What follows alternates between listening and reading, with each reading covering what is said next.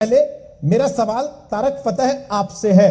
योगी आदित्यनाथ ये कह रहे हैं कि गुलामी की मानसिकता के प्रतीकों को, निशानियों को भारत में नहीं रहने देंगे। क्या नाम बदलने से वो गुलामी की निशानी हट जाएंगी भारत से? पहला कदम होगा। अब तक तो बैठे हुए हैं सब, 1000 साल हो गए गुलामी के, आजादी के 70 साल हो गए, अब भी लोधी गार्डन नहीं जाता। अशोक का अंदर होता है उसके टेंपल। किस किस चीज को आप करेंगे, आप अंदाजा लगा सकते हैं। जो लोग हिंदुस्तान को लूटने आए उनको हम सेलिब्रेट करते हैं से हमारे बादशाह। ना बाबर पैदा हुआ यहाँ, ना मरा यहाँ, नफरत करके गया, हजारों लाखों का कत्ल करके गया। हम कहेंगे कि वो हिंदुस्तान का बादशाह था। ताजमहल की बहुत बड़ी बात करते हैं, हिंदुस्तानियों ने बनाया ताजमहल। कहीं और से आए थे, चीन से आए थे बनाने वाले। ये देखिए, दुनिया का कोई मुल्क ऐसा नहीं है जिसने अपने ऊपर हमला करने वालों को सर पे बिठाया हुआ है, सिवाय हिंदुस्तान के। और ये ब्लैकमेल चलता आ रहा है आजादी के बाद से।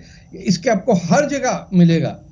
मैं तो पर्सनली इन्वॉल्व था जब औरंगजेब रोड का नाम बदला गया, क्योंकि आप दिल्ली शहर के बीच में हिंदुस्तान के इतने बड़े दुश्मन का नाम सेलिब्रेट कर रहे हैं कि क्या हो गया। आप अपनी रिस्पेक्ट नहीं करेंगे तो दुनिया भी आपकी रिस्पेक्ट नहीं करेगी। मुगलों का कब्जा रहा इस धरती पे, उनका जुल्म हुआ, उन सितम किया सिखों पे, हिंदुओं पे, मुसलमानों पे, शियों पे। शियों के लीडर बुरहान, वो सैयदना जो थे, उनको गला काट दिया। मतलब क्या कुछ नहीं किया। उसके बाद हम कह रहे हैं कि इसको हम सेलिब्रेट करेंगे। और वो आप कह रहे हैं कुतुब मीनार, अरे 26 जैन टेंपल्स को तोड़ के आपके कुतुब मीनार बनाते हैं और उसको सेलिब्रेट करते हैं। मतलब कुछ तो सेल्फ रिस्पेक्ट होनी चाहिए कि ये है। और ये इसका मतलब ये है कि यहां पे आके लोगों ने, पहले सुल्तानों ने आके मारा, तबाह किया, बेड़ा गर्क किया, लोगों को टांगा, और आपने मुगले आजम बना दी फिल्म और लोग समझ रहे हैं कि वाह वाह क्या बात है। बिल्कुल भी नहीं। मुगल वर्ड ही कंटेमिनेटेड है। ये मंगोल से है। ये वहां से आए हुए लोग जिनको वहां समरकंद में कुछ नहीं नसीब था, वो तैमूर की औलादें यहां आके बैठ गई, यहां लूट के चली गई। हर कोस पे 50-50 हिंदुओं की खोपड़ियों के टिले बनाए जिन लोगों ने, वो कैसे हिंदुस्तान के हीरो हो सकते हैं? आशुतोष, क्या मुगलों को ग्लोरीफाई किया भारत के इतिहास ने? और क्या योगी आदित्यनाथ ये नाम बदलकर उस ग्लोरिफिकेशन को हटा रहे?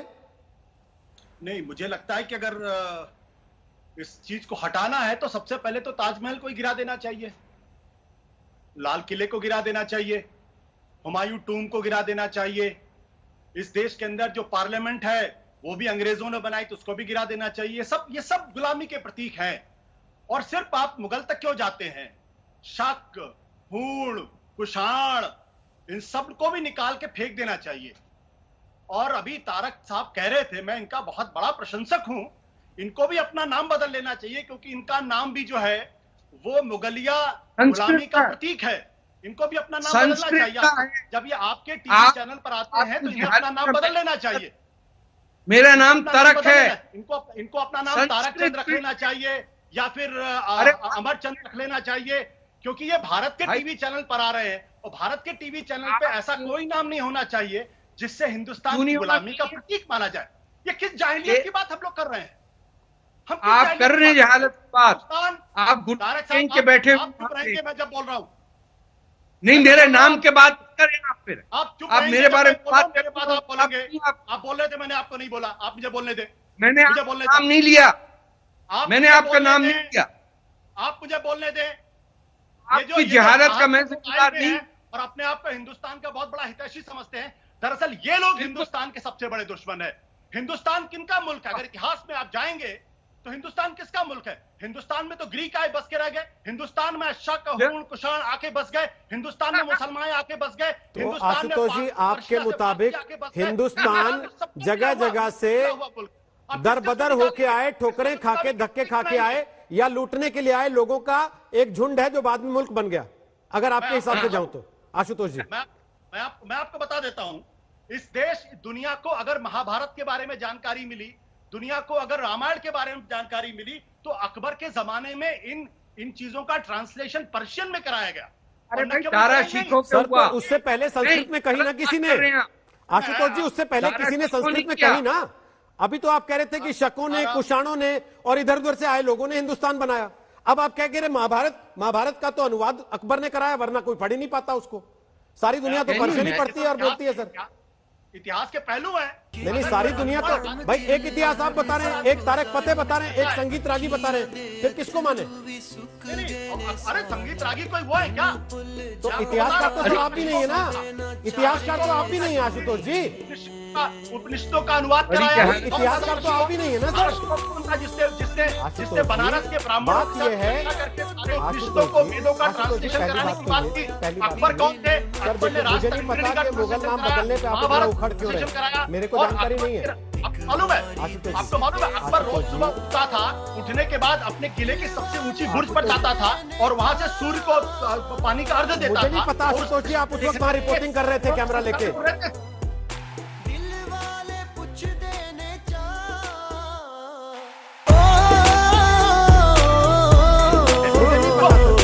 मैंने नहीं देखा आपको उस वक्त वहां से लाइव रिपोर्टिंग करते हुए कि सूर्य अकबर को पानी दे रहा है और आशुतोष टीवी पे लाइव दिखा रहे हैं कि मैं हूं आशुतोष आज तक के लिए आपको दिखा रहा हूं। ऐसा नहीं है ना सर। आपने भी पढ़ी है कुछ चीजें, आपने भी, तारक फतेह ने भी पढ़ी और लिखी कुछ चीजें, संगीत रागी ने भी पढ़ी और लिखी कुछ चीजें। तो बजाय इसके कि एक दूसरे को बेइज्जत और जलील करें, मुझे लगता है तीनों को अपनी अपनी बात रखनी चाहिए और हमें दूसरे की बात सम्मानपूर्वक सुननी चाहिए। जो आदमी, पता नहीं आप इतना भड़क क्यों रहे हैं आज भाई? अगर मुगल नाम पे लेकर बहस हो रही है तो आप इतना भड़क क्यों रहे हैं? पहले तो मैं ये जानना चाहता हूं, आप तो भड़कने वाले आदमियों में से नहीं है। जो आदमी राष्ट्रीय टीवी चैनल पे आके और इस तरीके की बातें करे, आशुतोष जी, राष्ट्रीय टीवी चैनल पे, सर सुनिए ना, राष्ट्रीय टीवी चैनल पे आशुतोष जी, आशुतोष जी, आशुतोष जी, आशुतोष जी, आशुतोष जी, आशुतोष जी, आप तो असीम वकार हो जा रहे हैं। बिल्कुल ये बातें असीम वकार करते हुए अच्छे लगते हैं क्योंकि उनको सूट करता है, उनकी पॉलिटिक्स है। आपकी पॉलिटिक्स क्या है पार्टनर, ये तो बताइए, आपकी पॉलिटिक्स क्या है? आप इसी बात पे उमड़ पड़े हैं कि मैं बुद्धिजीवी हूं, किसी दूसरे को तुमने बुद्धिजीवी कैसे मान लिया? मैं पढ़ा लिखा हूं, दूसरे को मैं अनपढ़ कह सकता हूं, ये आप कैसे करेंगे सर? मैं इनको बुद्धिजीवी नहीं मानता, माफ करिएगा। आप मानते होंगे मानिए, मैं इनको बुद्धिजीवी नहीं मानता। नहीं, मैं शुद्ध तौर पे मानता हूं हिंदुस्तान के टुकड़े कराने वाले। आपने शुरुआत की, पहली लाइन आशुतोष आपकी थी, तारक फतेह जी मैं आपका बहुत बड़ा प्रशंसक हूं। इनकी फिल्मों के प्रशंसक है आप, या इनका नाच देखने जाते थे किसी क्लब में जो आप प्रशंसक थे इनके? किस बात के प्रशंसक थे आप? किस बात के प्रशंसक थे बताइए? डांस करते हैं ये गाना गाते हैं, ये फिल्मों में काम करते हैं, ये सीरियल में आते हैं। किस बात की प्रशंसा की आपने पहली लाइन में कि मैं इनका प्रशंसक हूं? कहां पे डांस करते हैं आप बताएंगे ना। ये तो आप किस बात के प्रशंसक थे इनके? अभी 3 मिनट पहले आप प्रशंसक थे, उसके बाद आप उखड़ गए कि इनको बुलाया क्यों, ये बुद्धिजीवी नहीं है। जो आपके चैनल पे अगर नफरत की बात करता हो, आप कौन सा प्यार बहा रहे हैं सर? आपने आते ही चिल्लाना शुरू कर दिया। आप तो ऐसे बता रहे हैं जैसे आप प्यार डोलची में भर के लाए थे और इन्होंने लात मार के बिखेर दिया उसे। अब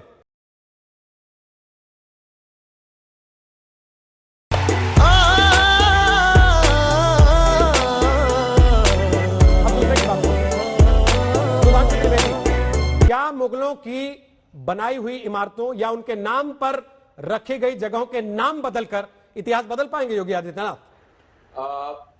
देखिए रोहित जी, सवाल पहला ये नहीं है कि योगी आदित्यनाथ जी ने बदला। सवाल यह है कि 2016 में मुगलों के नाम पे रखा क्यों गया? दुनिया में कोई देश बताइए जो 400 साल पहले उसके ऊपर आए हुए विदेशी आक्रांताओं के नाम के ऊपर कोई बिल्डिंग आज बनवा रहा। ये गजब का तथ्य क्यों रखा गया? जवाब तो यह है भाई।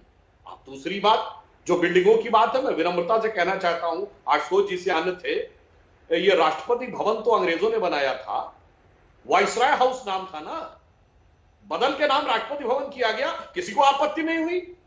संसद भवन वाइसराय की एग्जीक्यूटिव काउंसिल थी ना, जब बदला गया संसद भवन किया गया, किसी को आपत्ति नहीं हुई। तो ये बताइए मुगलों के जमाने के नाम बदलने पर आपत्ति क्यों? बताता हूं। बनाने वाले सारे कारीगर हमारे, बनाने वाले इंजीनियर हमारे, बनाने वाले टेक्नीशियन हमारे, सिर्फ हुकूमत उनकी थी तो नाम उनका। वरना मैं चुनौती से पूछता हूं, ये बताइए, आप ताजमहल गए होंगे तो आपको बताया जाता है कि नीचे आबनूस की लकड़ी के प्लेटफॉर्म बने हैं ताकि कभी बाढ़ भी आ जाए तो वो डूबे नहीं। और आबनूस की लकड़ी की खासियत ये होती है कि पानी में डूबकर वो और मजबूत हो जाती है। भैया जरा मुझे बताइए, जहां पानी की एक बूंद नहीं गिरती थी वहां बाढ़ से बचने की टेक्नोलॉजी आ गई। बताइए ना, ये कहां के लॉजिक है? कौन सा वास्तुशास्त्र उनके जमाने का उपलब्ध है? कौन से इंजीनियर उपलब्ध है? 400 साल पुरानी बात है, 300 साल बाद, बहुत बड़ी बात नहीं है। ना कोई डॉक्यूमेंट्री एविडेंस, ना कोई आर्कियोलॉजिकल एविडेंस, सिर्फ कहानी। और मैं फिर यह भी कहना चाहूंगा, एक को मुगल बादशाह बताइए जिसकी दर्जन भर से कम बीवियां रही हूं और हरम में 200 से 250 से कम औरतें रही हूं, मगर एक स्त्री के प्रति सत्य निष्ठा से समर्पित प्रेम की कहानियां हमारे दिमाग में ऐसी भरी गई कि जब प्यार मोहब्बत की बात आती है, सलीम अनारकली, जोधा अकबर, शाहजहां, नूरजहां, शीरी फरहाद, लैला मजनू याद आते हैं। फिर मैं दोहरा रहा हूं, चुनौती से बताइएगा एक मुगल बादशाह जिसकी दर्जन भर से कम ऑफिशियल वाइफ रही हो और 250-300 से कम हरम में औरतें रही।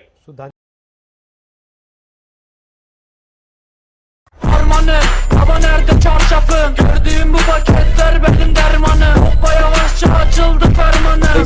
Kaçma buraya gel lan kezbanım. बात मुगल से शुरू हुई और पहुंच गई मुसलमानों की शादियों तक। हाँ। कि सुधांशु जी ने बहुत चीख चीख के कहा कि किसकी 12 शादियां, किसकी 15 बीवियां, किसकी 16 बीवियां। तो सुधांशु जी, हाथ जोड़कर गुजारिश कर रहा हूँ, मैं 7 नस्लों से इसी हिंदुस्तान में रह रहा हूँ और जितना आप मेरे बारे में जानते हैं उतना ही मैं आपके बारे में जानता हूँ। तो मुझे पता है कि आपके यहाँ किसकी कितनी पत्नियां और किसके कितने पति, लेकिन मैं धर्म पर बोलता नहीं सर। किसने बिना शादी के क्या किया और किसने शादी के बाद कितनी बीवियां रख के क्या किया, ये भी मुझे पता है। इशारा आप समझ गए, लेकिन मैं बोलूंगा नहीं। दूसरी बात, आपने कहा कि साहब हमारे आइडियल शिवाजी, तो सर राजपूत का आइडियल तो राजपूत हो सकता है। तो जब शिवाजी की आप बात करते हैं तो राजा जयसिंह अम्बेर को कैसे भूल जाते हैं? राजा जयसिंह अम्बेर ने 1665 में शिवाजी पे हमला किया और उस युद्ध का क्या परिणाम हुआ ये आपसे बेहतर कोई नहीं जानता।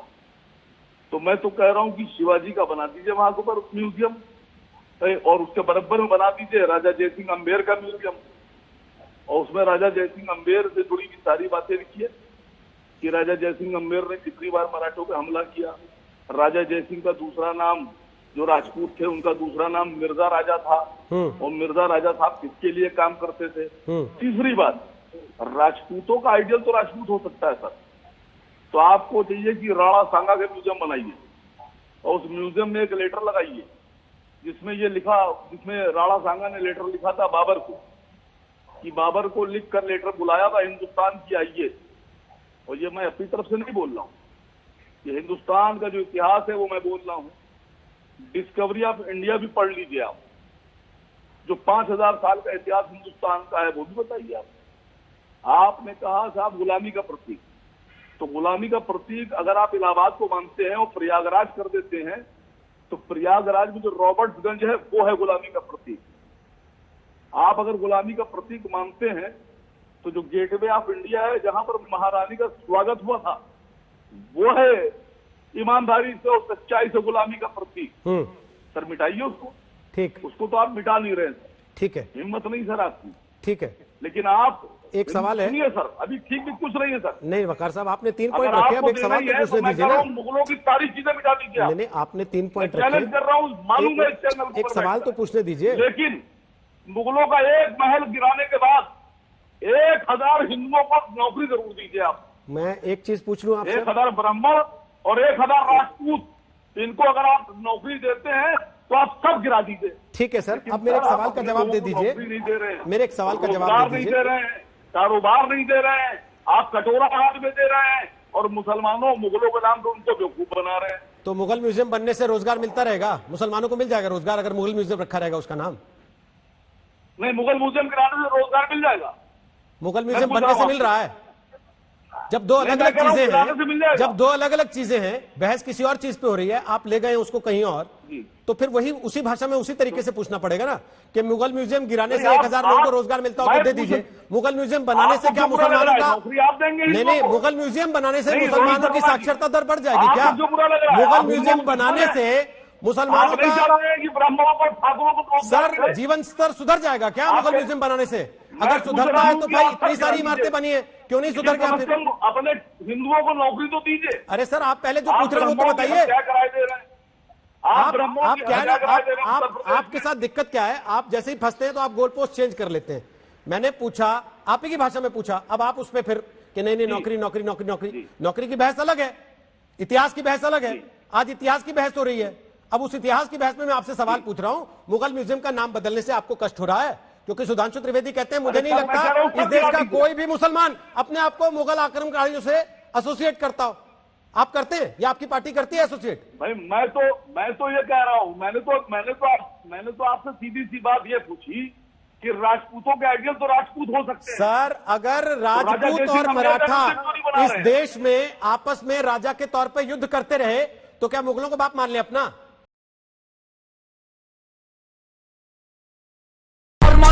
Hava nerede çarşafım? Gördüğüm bu paketler benim dermanım. Bomba yavaşça açıldı fermanım. Sakın kaçma buraya gel la kezbanım. Ben yazınca mı gol neşemiz yerinde. देखिए, संगीत रागी साहब का पूरा भाषण मैंने सुना। हाँ, संगीत रागी साहब ने बहुत बढ़िया काम किया कि बंकिम चंद्र का नाम ले लिया। अब संगीत रागी साहब को चाहिए कि मेरी बात का जवाब, मेरी बात को झुठला दें। संगीत रागी जिस आदमी का नाम ले रहे हैं बंकिम का, वो एक्चुअल में देशभक्त था ही नहीं। वो तो अंग्रेजों का नौकर था। अच्छा। अंग्रेजों की नौकरी करता था। अच्छा। और उसने इस्तीफा भी नहीं किया। देशभक्त अकबर मरते दम तक अंग्रेजों के साथ ही रहा। दूसरी बात, संगीत रागी साहब ने अभी ये बात कही कि मुगलों ने ये कर दिया, लेकिन संगीत रागी साहब आपके बंकिम साहब जिसकी पैरवी करते थे, जिसके नौकर थे, उन्होंने जलियांवाला बाग हिंदुस्तान को दिया। और जलियांवाला बाग में जो लोग जिनका नरसंहार हुआ वो मुगल नहीं थे, वो सिख थे। आपके बंकिम चंद्र के जो उस्ताद, जो गुरु, जो मालिक थे, उन्होंने भगत सिंह को मारा। आपके बंकिम चंद्र के जो मालिक थे, अंग्रेज जो थे, उन्होंने लाला लाजपत राय को मारा। आपके जो बंकिम उस्ताद थे, उनके जो गुरु थे, उनके जो मालिक थे अंग्रेज, उन अंग्रेजों ने मुगलों को भी मारा, हिंदुओं को भी मारा, राजपूतों को भी मारा, ठाकुरों को भी मारा, दलितों को भी मारा, हिंदुस्तान के हर हिंदुस्तानी को मारा। और उसके बाद भी आप अगर उनकी पैरवी कर रहे हैं तो मैं समझता हूं लानत है ऐसे इंसान पर जो उन अंग्रेजों की पैरवी कर रहा है जिसने जलियांवाला बाग दिया। Okay sir. उन अंग्रेजों की पैरवी कर रहा है जिन्होंने लाला लाजपत राय पे लाठियों से प्रहार किए कि वो मर गए। ओवैसी साहब के नुमाइंदे ये कह रहे हैं बंकिम चंद्र जो थे वो अंग्रेजों के नौकर थे। ये हम नहीं कह रहे, ये ओवैसी साहब के नुमाइंदे कह रहे हैं। सुधांशु त्रिवेदी, मैं उत्तर देना एक सेकंड पहले सुधांशु जवाब दे दे। संगीत जी फिर आप और आचार्य जी दोनों के पास आए। बोले सुधांशु त्रिवेदी। दिल का जो इस समय कोप है वो समझा जा सकता है, क्योंकि इनके सांसद तो ओपनली बोल चुके हैं ना, अकबरुद्दीन ओवैसी, हमने 800 साल इस मुल्क पे हुकूमत की है। तो खैर उससे कनेक्ट करते हैं। अब मैं एक बात जवाब देना चाहता हूं। देखिए, आशुतोष जी बुद्धिजीवी होकर किस प्रकार से उस धारा का प्रतिनिधित्व करते हैं जो पूरी तरीके से परवर्टेड है। देखिए, इन्होंने कहा कि अशोक ने इतने लोगों को मरवाया। मैं चुनौती से कहता हूं, एक भारतीय कॉन्टेक्स्ट दिखाइए जिसमें अशोक के मरवाने वाले उस अशोक को महान कहा गया, अशोक को चंड अशोक कहा गया, जिसे लाशें देखने में मजा आता है। उसके इस कृत्य को कभी महान नहीं कहा गया। कोई ये गाजी की उपाधि नहीं थी जो अकबर से लेकर औरंगजेब तक ले रहे थे, हजारों लाखों लोगों के खोपड़ियों पे खड़े होके। हाँ, जब अशोक का हृदय परिवर्तन हुआ उसको अच्छा कहा गया। और कलिंग वार को कभी ग्रेट वॉर नहीं कहा गया। ये विंसेंट स्मिथ, जॉन मार्शल, लेन पूल जैसे इतिहास सर मार्टिन व्हीलर के इतिहास में है, यह किसी भारतीय इतिहास में नहीं। पुष्यमित्र शुंग की बात आपने कही, बौद्ध स्थापत्य कला के दो सबसे बड़े नमूने, सांची का स्तूप और भरूच का स्तूप, दोनों पुष्यमित्र शुंग के जमाने में बने हुए, यह ऐतिहासिक साक्ष्य। अब आइए, शिवाजी और राजपूतों के ऊपर बड़ा वसीम आकार को लग रहा था। आपको पता है, जब मिर्जा राजा जयसिंह आगरा के दरबार में लेके आए थे छत्रपति शिवाजी को, तो औरंगजेब ने उन्हें बैठने कहां जगह दी थी? 6000 की मनसबदारी पे दी, मगर वो जाकर वहां बैठ गए जहां औलिया बैठते थे। औरंगजेब का एक इशारा होता, शिवाजी की गर्दन काट दी जाती। पर इतिहास में यह लिखा है कि जैसे ही उनके सेनापति आगे बढ़े, औरंगजेब ने देखा कि जितने राजपूत राजा थे सबकी हाथ अपने तलवारों की मूठ पर थे, और औरंगजेब ने इशारा किया कि वो रुक जाए। जिसका महाकवि भूषण ने लिखा है कि भूषण बनत महावीर बल कन लागो, सारी पातशाही के उड़ाए गए चियरे, और चमक के लाल मुख शिवा का निरख भय, शाह मुख रमरंग सिपार गए।